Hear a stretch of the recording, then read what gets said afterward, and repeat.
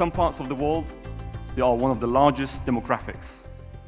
They are also one of the most diverse generations to date. So who are they, and how are they shaping the future of our cities? Millennials, also known as Generation Y, are a roughly defined generation. Some researchers define them as being born in the early 1980s to the early 1990s, and some researchers have that period going all the way to the year 2000. This is a generation that have grown amid a vast acceleration in digital technology. In total, there are estimated to be about 2.5 billion millennials in the world. That's around a third of the world's population. This generation is a highly social generation. And a lot of the companies and even researchers are trying to find out more about the needs and demands of this generation. So a lot of research has been going on over the last decade to understand more about them. And one thing that has been consistent is that these guys like to live in urban areas. They are attracted to cities. One thing that attracts them to cities is efficient transport systems, efficient mobility. They like to live in close proximity to their social and work networks. And what we have to understand about this generation is that they are, in fact, the most urban generation to date. And that's quite interesting because the future is going to be highly urbanized. In fact, 75% of the world's population is estimated to live in urban areas by 2050. And with that, obviously, the climate change is also growing. And what we need to understand about this generation is that they have grown amid all the growing evidence of climate change, as well as the evident pollution rise.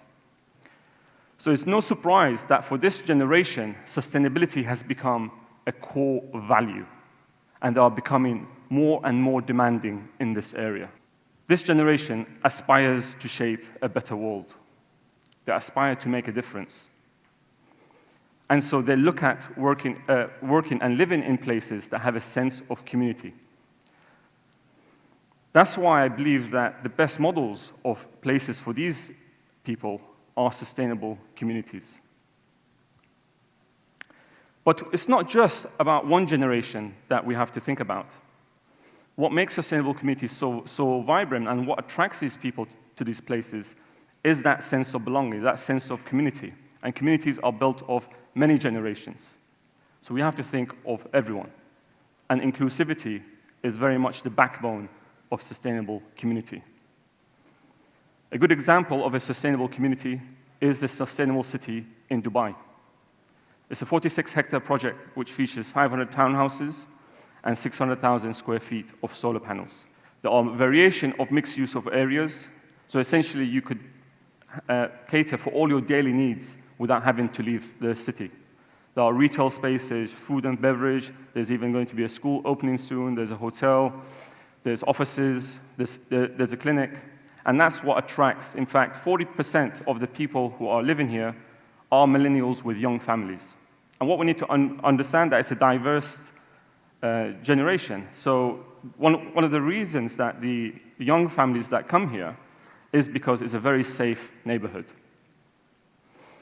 So researchers really know that this generation, they like to get around and they want everything to be as close as possible to them. So the Sustainable City is all designed to make sure that everything is walkable. So you could essentially walk anywhere within the city and you could reach the nearest supermarket or the nearest school within a few minutes. There are even electric buggies. One of the great things about this generation is that they are a very highly active and healthy generation. So we need to make sure that any communities that we design provides all the variation types of spaces that promotes an active lifestyle. So a project like the Sustainable City has an equestrian track that goes all the way around the city, as well as a cycling track. There are variation of sports fields, and there's even a big community green that's used throughout the year for various events. There's also a mix of swimming pools. This one is a community pool. Urban farming is also an important part of creating really healthy cities. And this has been a success story of this project.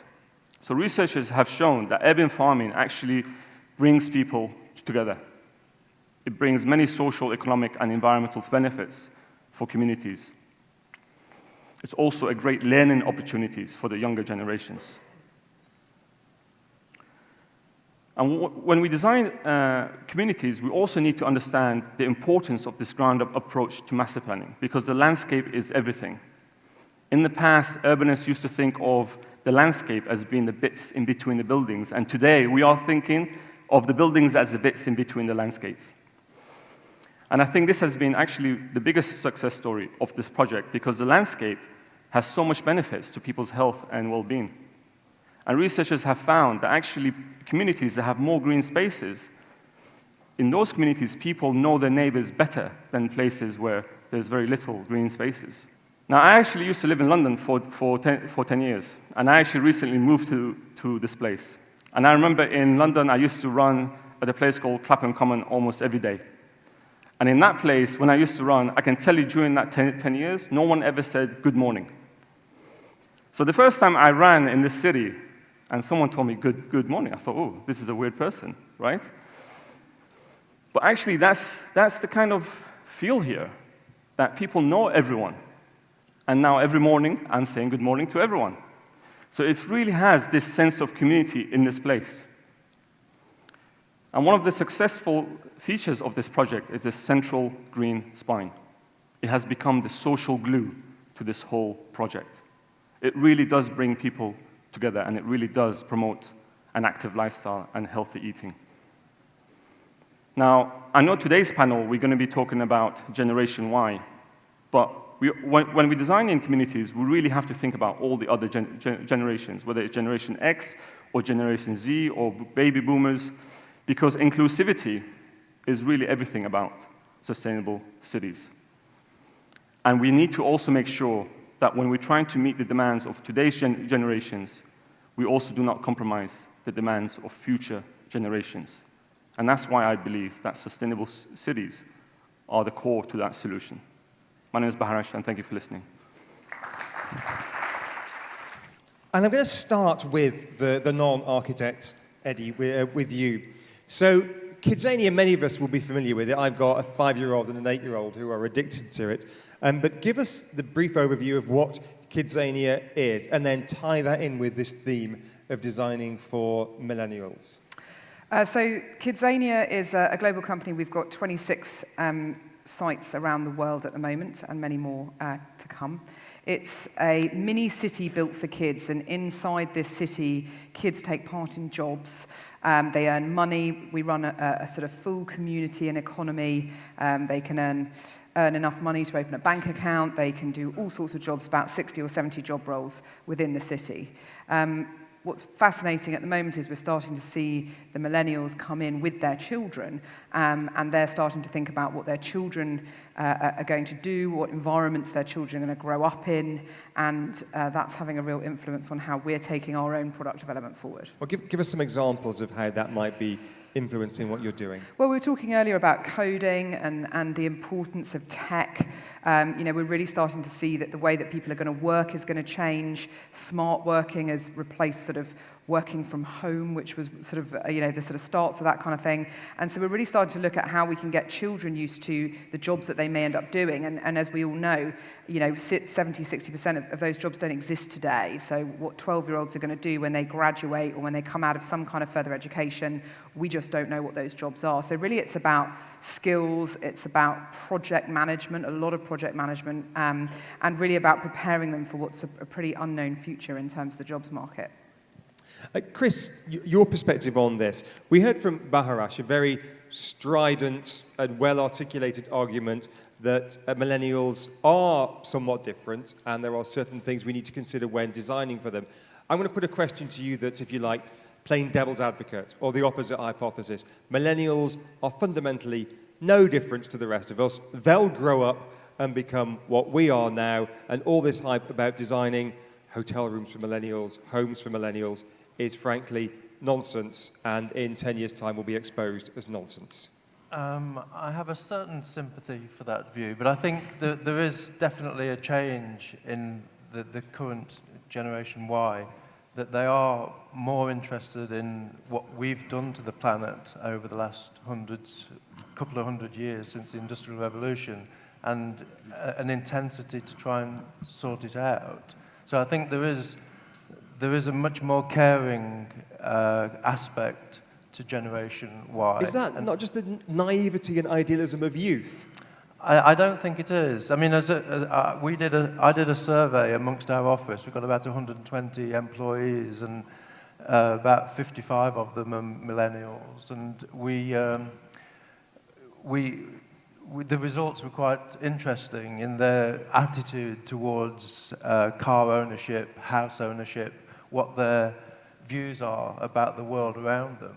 So I think that there is a change. But fundamentally, I agree with you, because if Tiberius from Rome came back to Dubai, 2,000 years later, and saw he'd be astounded by certain things, the scale of the buildings, but we're still fundamentally the same people. We die of the same things.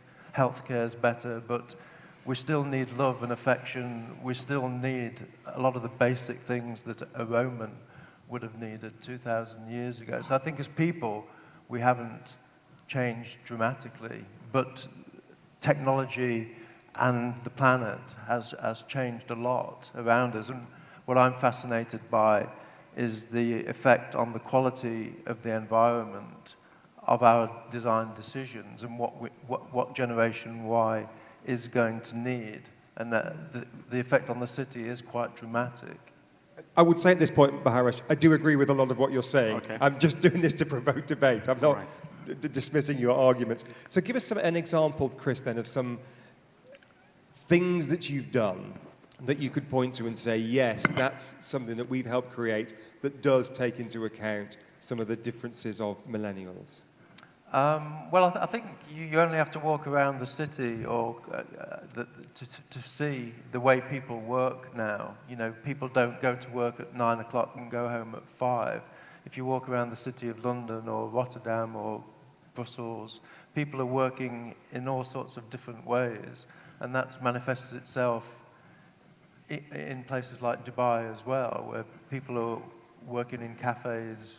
It's a lot more fluid, and my particular sphere of expertise is transport design and infrastructure, and the way that is going to affect the cities, the way people are going to travel between and in our cities, and also be able to work while they're doing it with connectivity. That's going to be an amazing transformational effect in the way that our cities are going to look. Ignacio, I'm trying to frame this as a kind of a binary debate. Either millennials are different or they're not, just for the purposes of getting things going. Obviously, it's not that simple. But broadly speaking, if I were to ask you to be on either side of that debate, which would you be on? I would like to actually say that millennials are not different, and I would like to be on that side, that what is different now is the perception that we have of the space, okay? We have been competing with the natural environment for so many years, and there was that kind of fight between nature and built environment, and now, unfortunately, we don't have any more the monopoly, as an architect and designer, the monopoly of the built environment. We are fighting against now the digital environment. And the problem that happens is that when people spend, and we spend so much time into kind of this digital world and kind of the applications on the mobile, we are not on the space where we are at the moment. We are in somewhere. So actually the importance of the space that we live in is not so important like, let's say, just 10 years ago when the smartphones, the smartphone has only 10 years. 2007 was the first iPhone launched by Steve Jobs. So it's kind of that virtual world or digital world is making us to not even pay attention. You walk now through any shopping mall and you are actually every 20 seconds. So it's unbelievable now. iOS, they launched just recently. You can check how much time you spend a week. look into the screen. So we spend more time on that space than on the space on the reality or kind of real. I don't want to talk, this is not real because it's actually real, it's digital, but we spend more time that. So therefore the paradigm or kind of or how to design a built environment is changing, it's transforming. We see with different eyes, we see with different, it's not anymore so exciting. I put always this example. I can imagine the guy who went 400 years ago to see Santa Maria de Fiore in Florence. You know? To go there and see Brunelleschi, he would be amazed about that kind of quality of a space. But nowadays, it's nothing that shocks you space-wise, you know, because Fortnite is actually more interesting. You know, like you spend better time and better quality of there. Like that is the challenge that we have as a designer to get this attention going. So it sounds like you're set for a career change to a games developer or something. No, but it's really interesting. I mean, and we have actually one experience where we were employed as an architect, and the client, after 6 months, he said, "You know what? You cannot draw my vision on what I have. I'm going to hire video gamers from Japan." And he did. And that was, I cannot say more details, but that happens in reality. And he went and hired video gamers from Japan, so they can draw what he wanted. So unfortunately, this is the world that we live, and we need to kind of, I would say that is actually what is happening. Millennials are exactly the same. The problem is that we don't perceive the space anymore as we used to do it. So that is what I would say. Keen to get some perspectives from the floor. How are we? We've got about 12 minutes or so. Who's got the first comment or question? Do we have a comment or question from a millennial? We've got a few middle-aged people like me talking about millennials. Are you a millennial, sir? Oh, fantastic. Great. Can we get a microphone to this gentleman, please?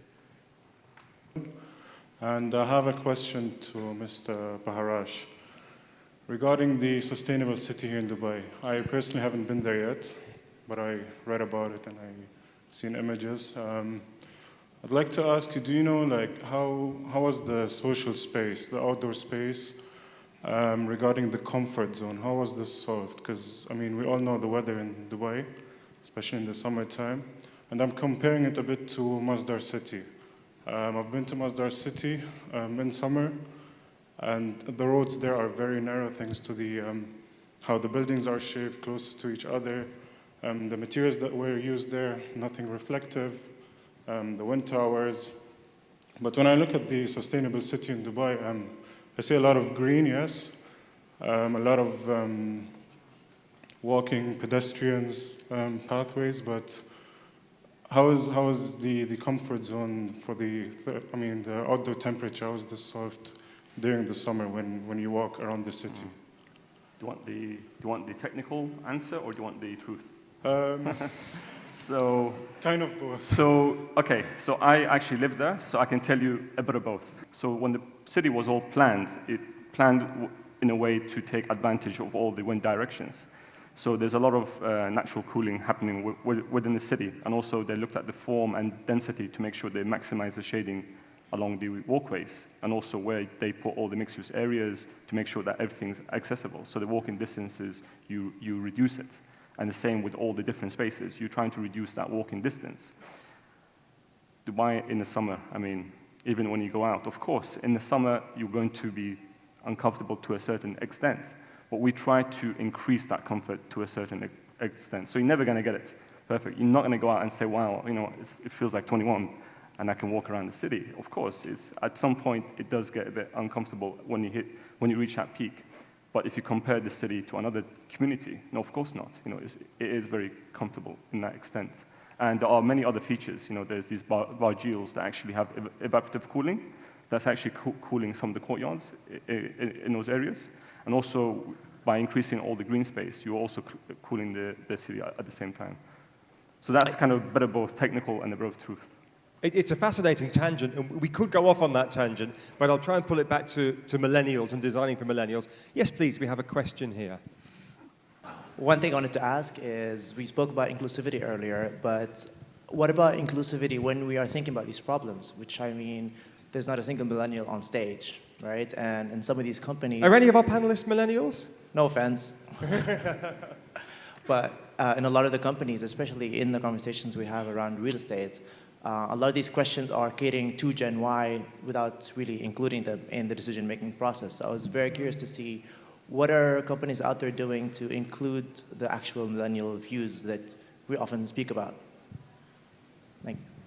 My team is actually 90% millennials, and it's extremely painful, by the way, but because to have millennials complaining every single day that what they need to do and what they want to do, so it's extremely challenging, but I take that as some sort of kind of learning experience as well for me, but it's extremely challenging. So we have, look, we have 25 years, 23 years, Saudi lady, extremely good, Syrian, 25, 28, Spanish, Lebanese, Egyptian, all kinds of nationalities, Filipino as well, and they are part of the team. Extremely challenging to work with millennials, but from the point of view, they are also called the generation me, so they think a lot about me, what should I be doing, I need to do that, and so it's extremely challenging, but it's a pleasure to work with them. And Eddie, how do you manage this? You're designing for, well, generation XYZ now, aren't you? To what extent do you involve the people who will be the end users of your space in the design? We do quite a lot. We have a council that is full of children who come in and give us their viewpoints, which is also challenging. We have a mayor who's a child who gives us advice on how to run our city better. And a lot of what we're getting from them is around experience. They want two things. They want efficiency. The speed at which we do things is just way too slow for kids. They want everything much, much faster in terms of accessing things, being able to do things. They don't want to queue for anything. They don't want to have any of the kind of what we would call old-fashioned challenges of enjoying leisure. And they want experience. Everything has to be driven by an experience and something that they can talk about and Instagram and Pinterest and post and share. Chris, how do you approach this? Well, Ben was talking earlier about the RIBA, and as an institute, we involve students and young architects on the council and on the board. And in my office, we've just made 6 new partners, and we've organised a board structure. So we're having at least 2 millennials on the board, at least 2 women on the board. So I think it's important to have a diverse representation of everybody and to get views on the way cities are designed from everybody, because there's also an aging population as well, and that they shouldn't be forgotten. So I think you need to have a diverse representation from a variety of And you have to actively go out and have almost quotas. I encourage them. I mean, I'm involved in my local neighbourhood forum, and you always do have to try and get people enthused about their environment. We'll take one more question before we wrap up this panel. Who's got the final question or comment? I'm going to come towards the back of the room again. Hi, my name is Seema Abder. I'm an architectural designer at Populous. I grew up in Jordan, studied in the US, and now I'm working at the London office of Populous. And I have a question about STEM education, or rather STEAM education, and how that relates to architecture. And so STEAM education is when you educate about science, technology, maths, arts, etc., in a way that is more inclusive and more interactive, where instead of teaching students in a classroom setting, you teach them through interacting with facade elements, with a PV panel, etc. And I was wondering to what extent this has been applied in architecture at this moment, as far as you know. We'll hold that one, and we'll take a question from this gentleman as well. Hi, great panel. My name is Ali Murtada. I'm from Bahrain. I have development experience all my life, so I don't really get along with architects very well. But my question is the following, and I'm curious about this because I speak to a lot of people on the teaching side of things, and they tell me that the generations here, the kids here, are a few years behind some of the Western kids and maybe a few years ahead of some of the other markets. So does Gen Y and Gen X, Gen Z, whatever that is, how does that apply to our side of the world, to the GCC?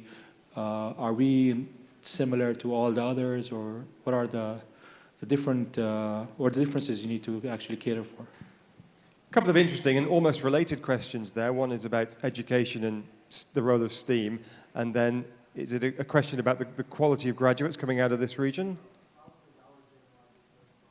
How does our Gen Y in this region differ from other Gen Ys? A couple of responses on that, please. Okay, I mean, I'll go for the generational question. I think regardless of which generation you look at, there's always going to be a variation of demographics within that generation.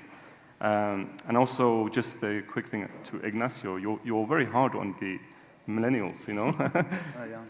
I am part of that generation. And actually, when I was researching that, I found many interesting things that I felt like it was actually speaking about me. But I also have many friends who are within this generation, and they're very different to the way they do things. So I think it's a very diverse thing, and I think it's always best when you're looking at developing communities to actually address the needs of many people and not just focus on one generation.